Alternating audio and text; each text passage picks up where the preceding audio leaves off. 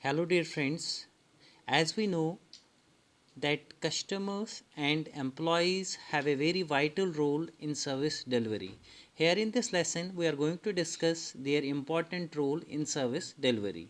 First, we look into the role of customer in service delivery.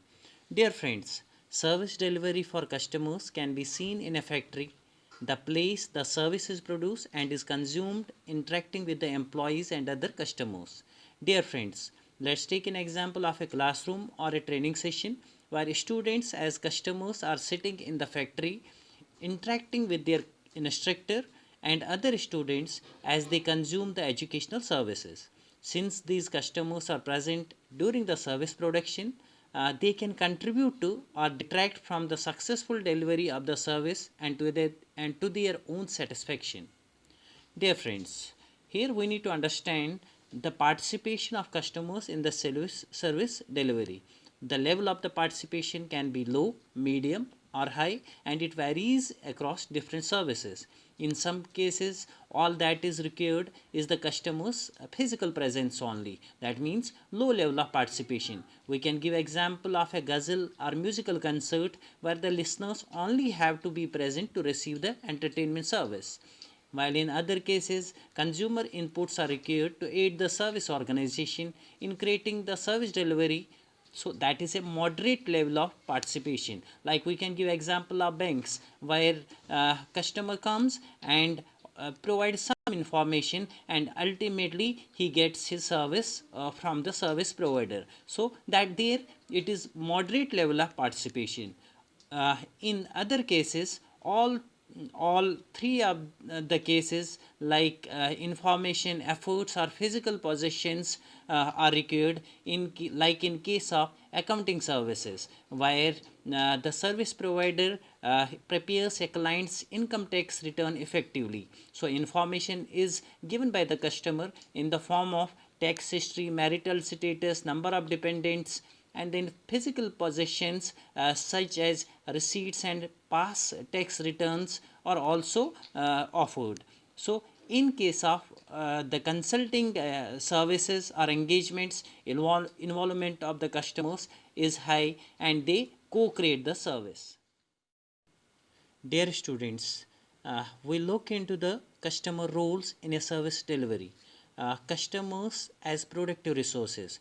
What we need to understand is that service customers are referred to as partial employees of the organization. They are the human resources who contribute to the organization's productive capacity. Another important role performed by the customer is they are the contributors to the quality and satisfaction.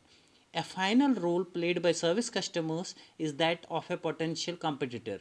They can partially perform the service or the entire service for themselves and may not need the provider at all. So, in this way, they play the role as competitors.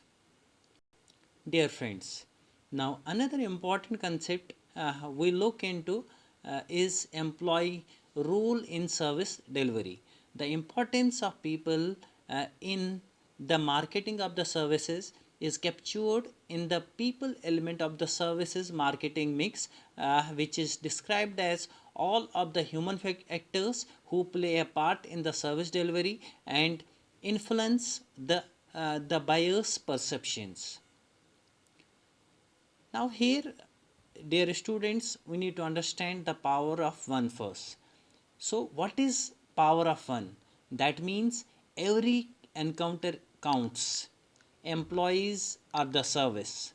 Every employee can make a difference. Through their actions, all employees shape the brand. So this reflects the power of one in a business. Dear students, why focus has to be on service employees? The secret to winning in customer service, the focus has to be on employees. Dear students, it is the employees who are the service. They are the organization in the customer's eyes. Even if the contact employee doesn't perform the service entirely, they may still personify the firm in the customer's eyes.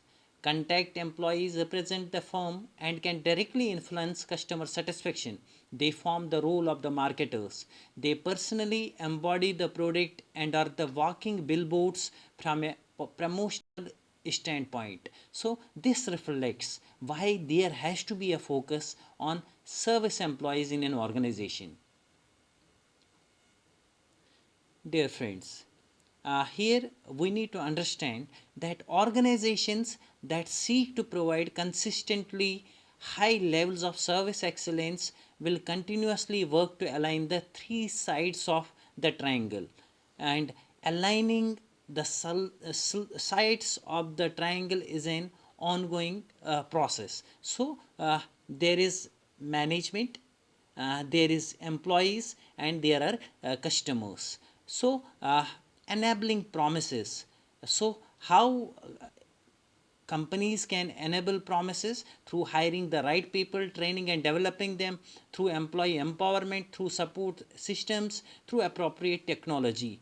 uh, Making promises here, organizations have to understand the customer needs. They have to manage expectations.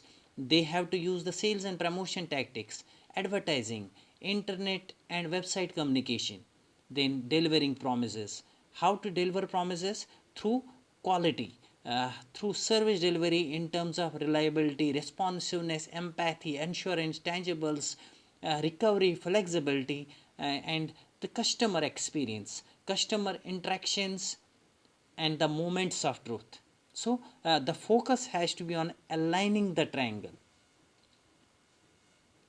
So, the focus now is the inverted service marketing triangle. So, here you can see the providers and the customers at the top, and then the management.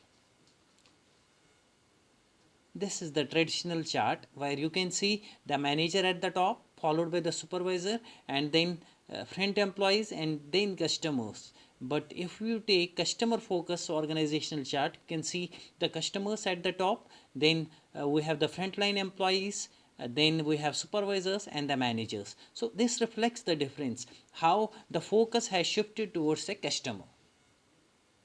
Now, dear friends, another important thing we need to understand here is the five elements of the service quality. So, tangibles, reliability, responsiveness, assurance, empathy.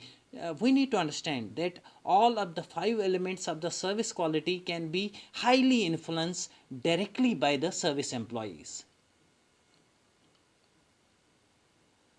Dear students, uh, as an organization, as a service organization, the focus has to be on the culture.